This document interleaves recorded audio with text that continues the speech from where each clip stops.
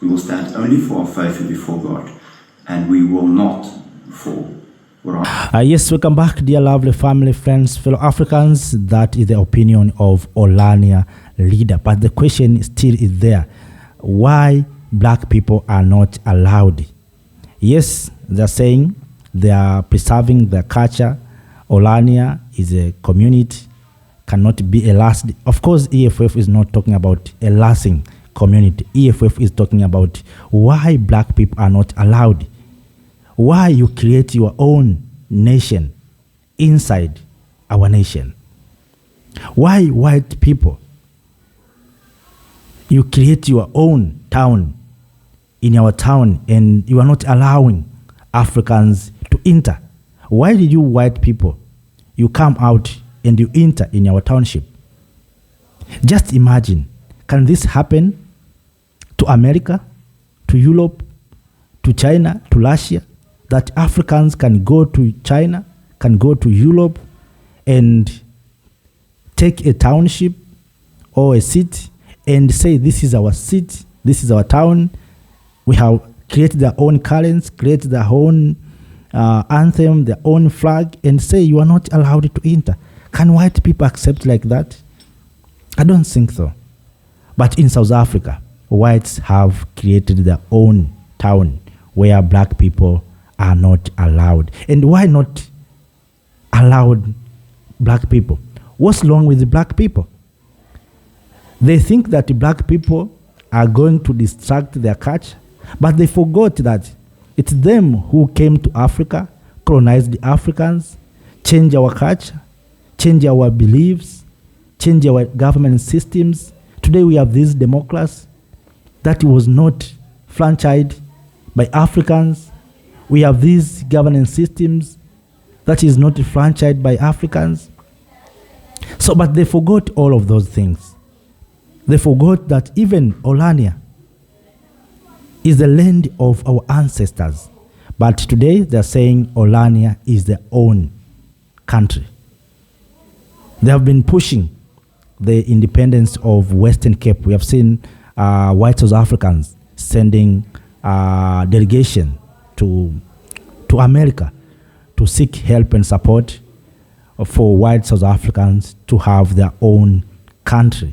They want South Africa to be divided into two countries. The country that will be owned by whites and the country that will be owned by black people. Just imagine you have a house and your house has rooms. And then a guest is coming to your house, then saying or told you that in this room you are not allowed to enter. In your house, how is it possible? How can you tell me that I'm not allowed to enter in any or in my room, in my house, while we know that you are a guest? One thing that I think white South Africans are forgetting is that they have forgotten that South Africa is the land of African ancestors. And they are saying they have added value, they are developing the land. So you develop the land that is not owned by you. Can we go to China and develop the land and say this is our land? Can we go to America and develop the land and say this is our land? Can we go to Europe and develop the land and say this is our land? Let us be realistic. I think white South Africans have been they need to be educated well about the history of this continent. That Africa is the continent of black people. It's the continent of black people. But whites in South Africa came 400 years ago. Then they established their homes there, and they didn't establish in a good way. They chased away our ancestors. And they know very well that Africans were colonized. Our ancestors were enslaved. So right now we are saying we want equality. We want to live together. So why you are not allowing fellow black people to go and establish businesses?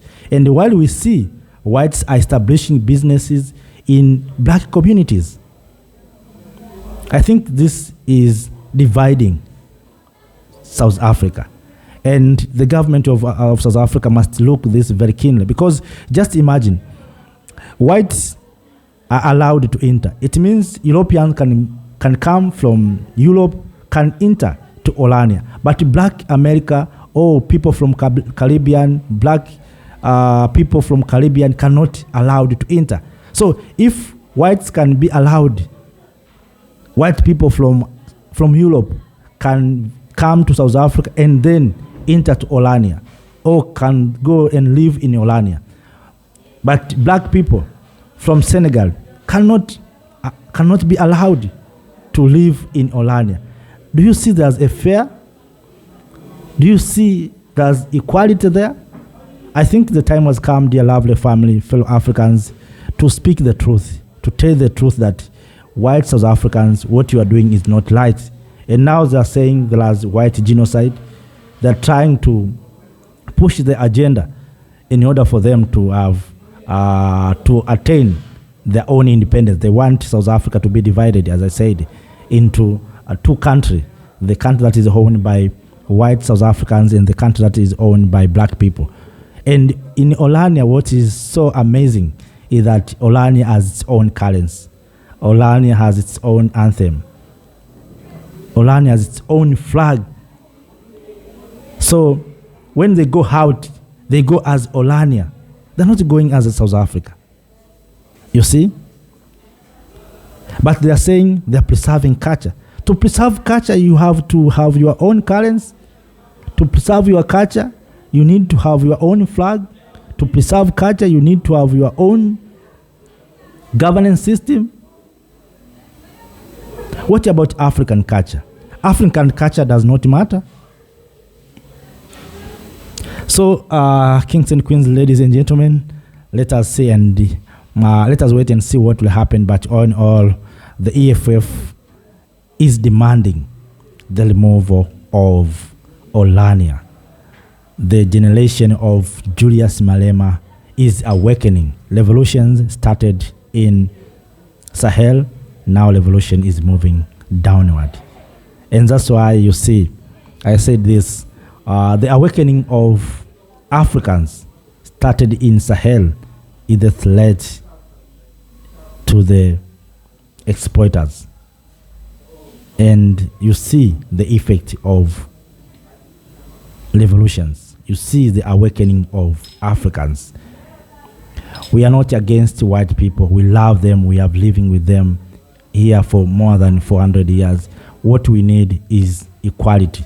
Let us share the land. Let us share water. Let us share resources. But when it comes to share resources, to share the land, that is where white South Africans are becoming angry. They are not ready to share the land. They are not ready to share resources. They feel that they are the owners of all these things. But the truth is that these things is ours. The land is ours. We have to live together in harmony. We have to share the land to allow even Africans to go and do business in Orania. Africans, we are not destroyers. Up to that, dear lovely family, friends, fellow Africans, I'm waiting to hear from you. Please share with us your opinions, your perspective on this matter. Thank you. Thank you, Africa, Mama Africa. Oh, yeah. You make African great. Thank you, Africa. Thank you, Africa.